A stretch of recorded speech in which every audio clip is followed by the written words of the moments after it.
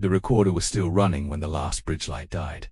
Captain Kavos floated above his command chair, held up by a failing grav field. Sparks fell like slow rain.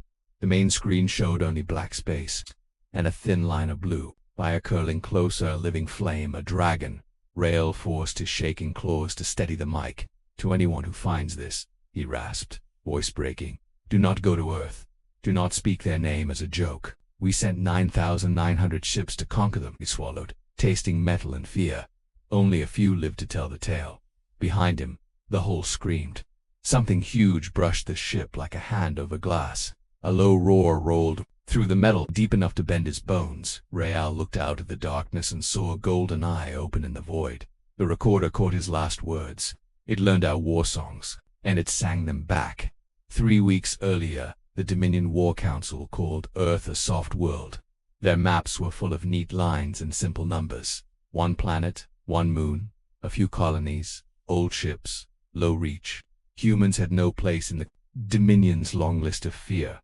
"Send the swarm," said High Marshal Ben. "Make it quick, make it clean. Take their water, take their metals, take their shipyards." The Council liked the word quick. The Council loved the word clean, so the Dominion launched a force. So large it blocked starlight in its wake. 9,900 ships carriers, cutters, dread hulls, and black knife bombers. Whole fleets nested inside bigger fleets. The officers toasted to an easy win. The soldiers placed bets on how fast humans would kneel. Only one person did not smile. Admiral Saul, old enough to remember lost wars, watched the fleet burn into jump and felt a cold pinch in his chest. He had once read a small report from the fringe. A broken patrol craft, a dead crew, and one line in the final log: Earths did not answer threats. Earths answered silence. Saul tried to speak, but the room was loud with pride. Nobody wanted a warning. Earth saw the swarm coming long before it. Arrived, not with spies, not with luck, with patience. On a quiet station near the edge of the system, a human technician named Mina Park watched a wall of screens. Her job was simple: listen to space, not for words. 4 patterns dotted first. The deep sensors heard nothing. Then the background noise changed. It was like hearing a crowd before you see it. A dull pressure in the signal. A tiny bend in the math. Mina called her supervisor. The supervisor called command. Command called the World Council. The World Council called the fleet. Within hours, every human ship that could move was moving, but there was no panic in the news. Feeds. No sirens. No screaming leaders. Just one calm message that played on every screen, in every language. This is not a drill. This is not the end. Stay inside. Follow local orders. Trust the plan. People wanted to ask, what plan? Most of them never got an answer. Not yet. In Lunar Defense Command, Commander LENA WARD stood over a glass table that showed Earth, the moon, and a wide ring of empty space dot around her. Officers spoke in short lines. Impact time: 6 days. Number confirmed. Still 9900. No splits. They want shock and awe. Lena's face did not change. She had trained for raids, for pirates, for border wars, for this, but she did not show fear. Fear was a fire. It spread fast in closed rooms. "What about the Ark?" asked an officer. Lena's hand paused. The Ark was not a ship, not in the normal way. It was a sealed hangar deep under a mountain range on the far side of the moon. It was guarded by codes nobody fully understood anymore. It had been built in silence, piece by piece, under layers of lies. Most people on Earth did not know it existed. Even many officers in this room did not know what was inside. Lena looked at the old man in the corner. Director HAVEL didn't wear a uniform. He wore plain gray. He had no medals. He also had the only eyes in the room that looked truly calm. HAVEL gave a small nod. "The Ark wakes," he said.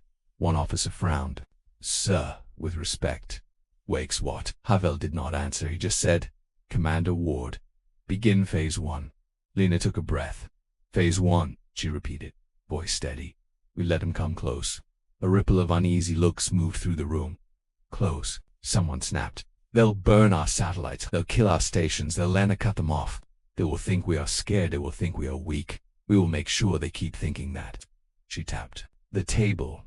A set of false routes lit up. "We show them our old ships. We show them our thin lines. We feed them signals that look like panic," HAVEL added. "And we guide them where we want them." Nobody liked it, but nobody had a better idea. The Dominion arrived like a storm. Jump space tore open around Jupiter's orbit. The first wave spilled out hundreds of ships at once, then thousands more behind them. The drives painted the void with harsh white light. Admiral Saul watched Earth grow on the main screen. It looked harmless from far away, blue and green, wrapped in soft cloud. "Signal from Earth," an aide said, amused. "They are broadcasting." Saul leaned in. A human voice played over static. It sounded tired, small. "This is Earth Defense. Please, do not enter. We can talk. Please." Laughter filled the bridge. High Marshal Ven's face appeared on Saul's screen. "CZ beg." Saul forced a polite smile. "Yes, Marshal, but something felt wrong. The broadcast was too messy, too human, too real."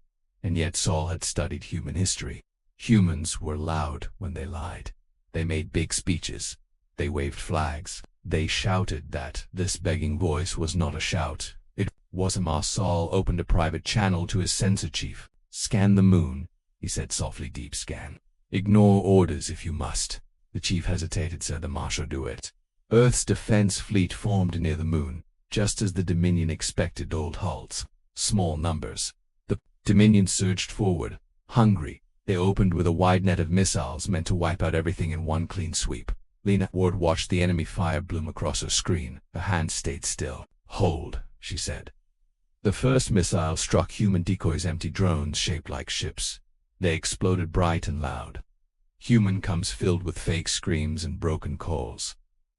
On Dominion sensors, it looked like a massacre. High Marshal Ven laughed over open channel. "That's it. That's Earth." Lena waited until the Dominion fleet pushed in closer, drawn by the sight of weakness. "No," she whispered. Human ships that were real fired tight beams into the dark, silent shots meant to cut engines. Not bodies. Dominion ships began to drift, trapped by their own speed, tangled in wreck and debris. Still, it wasn't enough. There were too many. 9,900 ships moved like a wall. "The wall kept coming, Commander," an officer said, voice strained. "We are losing the line." Lena stared at the numbers falling. She felt the old fear trying to rise. She crushed it. Phase 2. On the far side of the moon, deep under rock and dust, the door that had not opened in 50 years unlocked itself. Air hissed. Lights flickered on. Long dead screens woke up and showed one word in clean letters: call on. Hello. Director HAVEL stood in the center of the hangar with a small team. Everyone wore pressure suits. Everyone's heart beat too fast. In the middle of the hangar sat something that looked like a ship, and yet not. It was coiled, layered like scales, dark metal that drank light. Its shape made the human brain want to call it a dragon, even if that word was too old for space. Along its spine ran symbols carved deep, not in any human language. HAVEL spoke into a mic. "We kept our promise," he said quietly. "We protected the egg." The thing did not move. Then the hangar floor trembled. A low sound rolled out, half growl, half song. The symbols along its spine began to glow. A voice filled the hangar, not through speakers, but through bone. "You called." One of the engineers stumbled back. That's not translated," she gasped. "It's in my head." HAVEL's eyes stayed calm. "Yes," he said. "It speaks to minds, not ears." The huge coil shifted. A head rose, slow and smooth, like a mountain waking. Its eyes opened. Gold, not a machine's light, a living stare. HAVEL raised his hand like someone calming a wild animal. "They came," he said, "to take our world." The dragon's throat vibrated. "I smell them." HAVEL's voice tightened. "Can you fly?" The dragon's wings unfolded. They were not wings of skin. They were fields, shapes that made gravity bow. "I can hunt." Asterisk. Back in Lunar Command, LENA WARD watched a Dominion dread hull break through the defense line. It aimed a beam at a station full of civilians. "Intercept," Lena shouted. 2 human ships moved to block. The beam hit them both. They vanished into white ash. For 1 second, the room went silent. Then the Dominion opened fire again, confident, cruel. Lena's nails dug into her palm. "Where is HAVEL?" she demanded. ACOM's officer shook his head. "No signal." Lena forced herself to breathe. "Hold formation," she said, voice low. "Keep them close." "Commander," someone said, near panic. "We can't." A new alarm cut through the room. Unknown object leaving lunar surface. Size, massive. Speed, impossible. Trajectory, straight into the enemy swarm. Every screen in the room flickered. then showed a live feed from a drone camera. A black shape rose from behind the moon. It uncoiled in space. It spread wings made of shimmering force, and it opened its mouth. No fire came out. A sound came out, a note so deep it shook the camera. On Dominion ships, sensors screamed. Pilots clutched their heads. Some fell unconscious. Some cried out, not from pain, but from the sudden feeling of being prey. High Marshal Ven's voice burst onto the channel. "What is that?" Lena's throat went dry. Huffle's voice finally came through, calm as ever. "Commander Ward," he said, "meet our ally." The dragon turned, as if it could see Lena through vacuum and metal, and in Lena's mind, clear as speech, human point. Lena swallowed. Then she whispered, "The dread hull at Vector 9. The carrier cluster behind it." The dragon's mind brushed hers like warm lightning. "I understand." The battle changed in one breath. The dragon moved through space like it was water. It did not fire weapons. It broke ships. It struck a dread hole with its tail, and the hole folded like thin foil. It bit into a carrier and ripped it open. Not to kill for joy, but to stop the launch base before bombers could spread. Some Dominion ships tried to shoot it. Their beams bent away, pulled off course by a shifting gravity field around the dragon's body. Missiles reached it and died before they touched, crushed by invisible pressure. The Dominion swarm lost its rhythm. Their perfect wall turned into a messy crowd. Still, they were many. They began to scatter, then regroup, trying to surround the dragon. Lena watched patterns form. "They want to net it," she said. Huffle's voice stayed even. "They don't know what it is." "They're about to learn," Lena replied. The dragon suddenly stopped moving in space. Stopping was rare. It was a choice. For a second, it hung there, wings wide, like a dark star. Then it pulled space around it, bent inward. Loose debris, broken hull pieces, and even small ships slid toward it like dust toward a drain. Dominion captains screamed in terror as their own ships were dragged off course. Lena's officer stared. "It's making a gravity well." "No," HAVEL said softly. "It's making a mouth." The dragon opened its jaws. A swirl of blue light formed between its teeth, bright enough to hurt the eyes. The gravity pull got stronger. Then the light snapped shut, like a clenched fist. Lined Dominion ships vanished, crushed into nothing, folded into a point so small it might as well not exist. The shock wave rolled outward and flipped dozens more, ships end over end. Even human ships rocked under it. Lena grabbed her console. "Warn our fleet. Back off." Too late. A human cruiser, damaged and slow, drifted near the pull. It began to slide. Lena's heart froze. No. The dragon's head turned in Lena's mind. A sharp feeling. Focus. The pull shifted. Gentle now. Precise. The cruiser stopped sliding. It steadied. The dragon had controlled it. It had noticed the human ship. It had cared. Lena let out a breath she didn't know she was holding. Admiral Saul watched all of this from deep in the swarm. Stunned. His sensor chief returned. "Pale, Admiral," the chief whispered. "I scanned the moon. There was a structure, hidden, and something inside. I couldn't." Sal cut him off. "I see it, on his screen." High Marshal then raged. "All ships, concentrate fire, kill it." Saul's mouth felt dried up. If they kept firing, the dragon would keep hunting. If the dragon kept hunting, nobody would leave. Saul opened a private channel. Not to the Marshal, but to Earth. He expected no answer.